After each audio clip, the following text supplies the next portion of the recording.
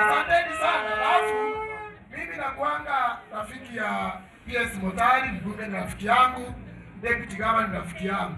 Hao ni watu wakubwa tuko nao katika hii eneo letu la Kuria.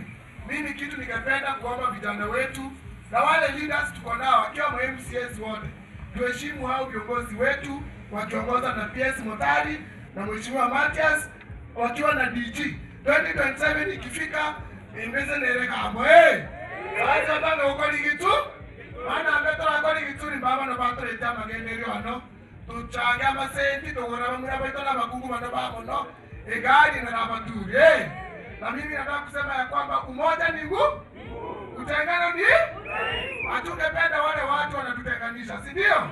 Sisi zote ni Wakuria kutoka Kuiteme mpaka Ngochoni, si ni ukweli?